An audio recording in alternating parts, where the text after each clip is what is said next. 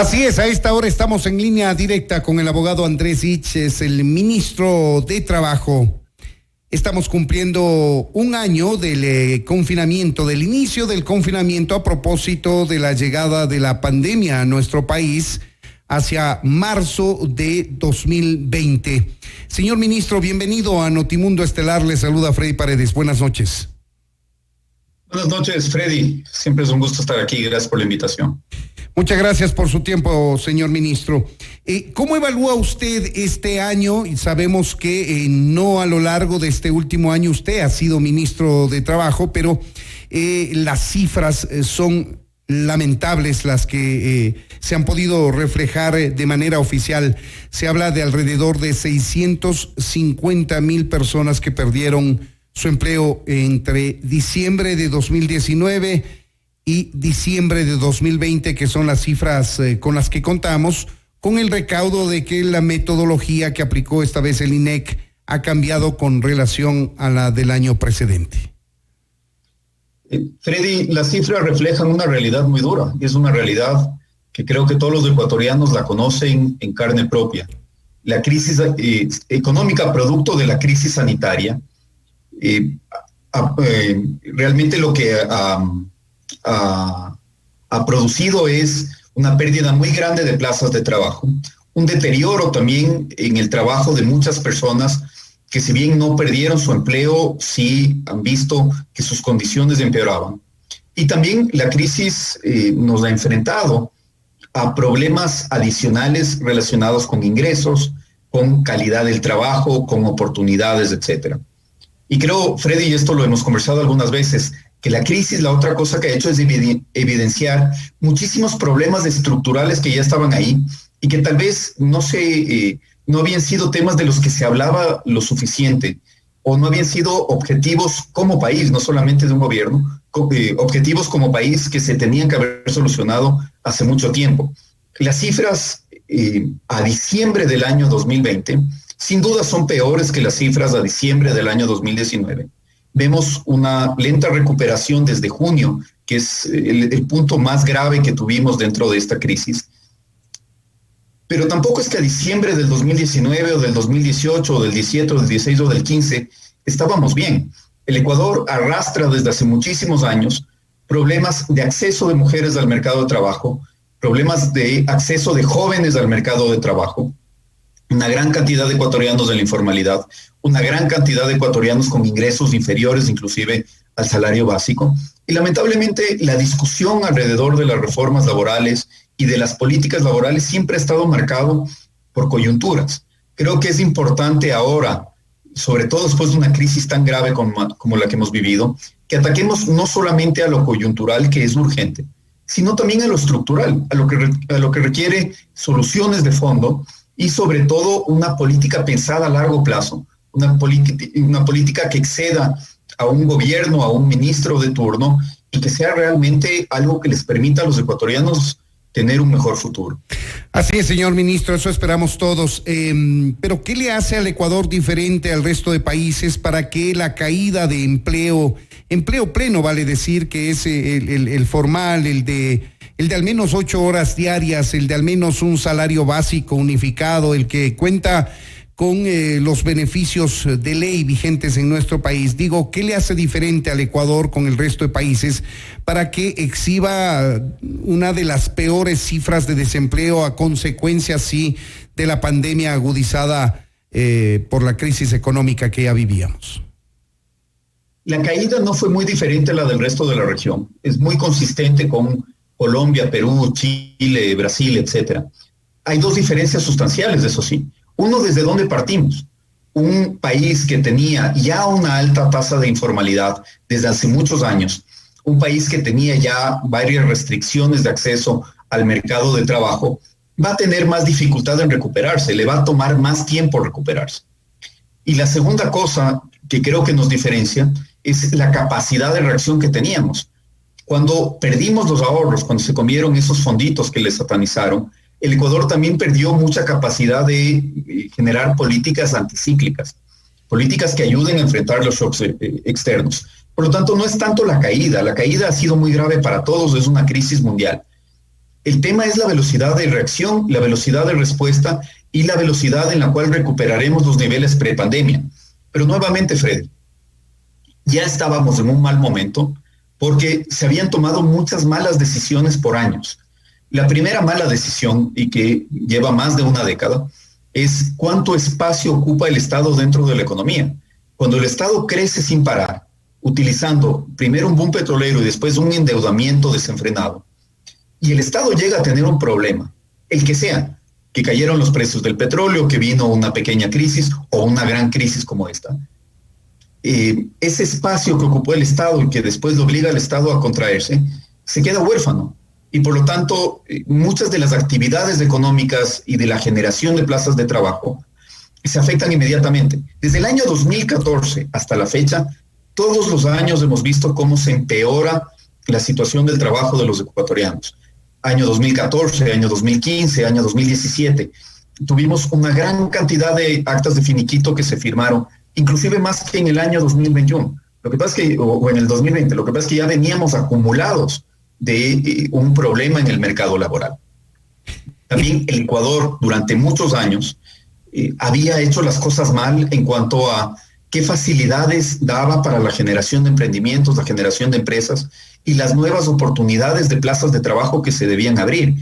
Todas esas barreras complicaron también el mercado de trabajo y ya habíamos llegado a este punto con casi la mitad del país sin un empleo adecuado, o más de la mitad del país sin un empleo adecuado. Así es, y eso nos arroja una tasa altísima de informalidad que rompe récord por primera vez, y es el hecho de que más del 50% de los ecuatorianos de la población económicamente activa está en la informalidad. Esto quiere decir que no trabaja al menos 8 horas porque no quiere o porque no lo consigue, o porque no puede trabajar, porque hace otra actividad, pero en suma son más del 50% de los ecuatorianos en edad de trabajar y de la población económicamente activa que están en un trabajo informal y no pleno, ministro. Son dos conceptos que se suman, Freddy, que tal vez se pueden confundir, que son distintos, pero igual contribuyen a esta situación complicada. Tenemos un problema muy serio de informalidad, es decir, personas que no trabajan para un empleador formal, un empleador que tributa, un empleador que los afilia al IES y que les hace firmar un contrato de trabajo. O personas que no tienen un empleador, pero que sí tienen una situación de informalidad por sí mismos. Las personas que están en situación de calle, vendedores ambulantes, etc. Y por otro lado, tenemos también un grupo de personas que no tienen un pleno empleo, es decir, no tienen un empleo de 8 horas y al menos $400 al mes. Esas dos condiciones se suman alrededor del empleo adecuado. Y con empleo adecuado apenas tenemos a 1/3 de la población en este momento. Así es que es una situación muy compleja, pero es una situación compleja que es producto de una crisis, sí, pero producto también de un modelo del cual el Ecuador todavía tiene que terminar de salir. Producto de haberse cerrado al mundo y no haber aprovechado mercados internacionales para generar nuevas opciones de exportación. Producto de haber creído que las carreras técnicas, por ejemplo, son carreras que tienen que ser dejadas de lado y solamente impulsar una educación muchísimo más formal que toma muchos años y a la que no todo el mundo puede acceder. Creo que ese elitismo o esnovismo que vivimos durante muchos años, desde escritorios de técnicos en la burocracia, sin entender las necesidades reales de la población, también han contribuido a esto. De acuerdo, ministro. Ahora, el tema es: ¿qué está haciendo este gobierno? Ya empezó a paliar esta situación en algo con la ley de apoyo humanitario y entendemos que están elaborando una reforma estructural en materia laboral, en materia de seguridad social, ministro. Sí, la reforma es urgente, es necesaria, pero no es suficiente. Nosotros hemos trabajado 2 proyectos de reforma. Por un lado, el proyecto de ley de economía violeta, que está listo, que va a abrir muchísimas oportunidades de trabajo para mujeres que, si la situación del país es complicada, la de las mujeres es mucho más complicada aún. Y un proyecto de reformas más generales que ataca 3 ejes. Primero, la generación de mejores mecanismos de protección de derechos. Tenemos en este momento mecanismos que no son suficientes. Una jubilación patronal, que es un incentivo a los despidos de los trabajadores más calificados. Un acceso complicado a la seguridad social que no abarca a todas las personas y que tampoco le hace a la seguridad social sostenible. y también impulsa la informalidad en muchos casos. Y también tenemos un problema muy serio con modelos contractuales o el diseño de modalidades contractuales que no estaban generando el número de plazas de trabajo que se necesitan para incorporar a nuevas personas. Varias de estas ya se corrigieron a través de acuerdos ministeriales, pero tenemos que dar más certezas y elevarlos a nivel de ley. Y finalmente, Freddy, la otra cosa que es importantísima, ¿cómo hacemos para que los ecuatorianos tengan en sus manos las herramientas necesarias para enfrentarse a un mundo completamente distinto que está demandando otro tipo de servicios, otro tipo de productos con otras dinámicas? Esas herramientas solamente las vamos a generar si es que fortalecemos la capacitación, no solamente universitaria, sino también capacitación en otros espacios. Nosotros lo estamos intentando hacer con una gran cantidad de ofertas, más de 1,000 cursos que tenemos gratuitos en línea, 130,000 personas. Revivirlo al SECAP. No solamente SECAP, Socioempleo y distintas iniciativas del Ministerio. Pero creo que si es que no logramos fortalecer y seguir robusteciendo, sobre todo las carreras de educación dual, las que logren empatar la formación académica con la formación práctica, y que esas sean un camino de acceso de los ecuatorianos a ciertas carreras y a ciertos sectores que sí pueden generar empleos de calidad, carreras científicas, carreras relacionadas con ingenierías, con el sector de la construcción, etcétera, va a ser muy difícil, nos vamos a quedar detrás. Ya los trabajos tradicionales cada vez van a ser menores en un mundo permanentemente cambiante. Así es que esos 3 ejes, mejores mecanismos de protección de derechos, mejores mecanismos de generación de oportunidades y mejores mecanismos de generación de herramientas o capacidades, son las cosas que tenemos que como país realmente impulsar y lograr una transformación rápida para que, sumado a otras acciones, porque decía, esto es necesario pero no es suficiente, sumado a otras acciones como el seguir abriéndonos al mundo, seguir facilitando el que los ecuatorianos tengan un mercado donde vender los productos y realmente un apoyo importante de los aliados que nos pueden dar una mano, va a ser lo que nos ayude a salir de este momento complicado. Señor ministro, me quedan escasos segundos, quisiera aprovecharlos para consultarle cómo marcha el proceso de transición que por decreto está usted designado para hacer cabeza de aquel y tener lista la información para transferir a quien venga a ocupar el sillón de Carondelet. Bastante bien, Freddy, ha sido un ejercicio muy enriquecedor para la democracia. Es un proceso que lo hemos hecho antes de conocer al ganador de las elecciones presidenciales, además con un apoyo técnico adecuado del Programa de las Naciones Unidas para el Desarrollo, y ya está terminado, antes del plazo que nos habíamos fijado.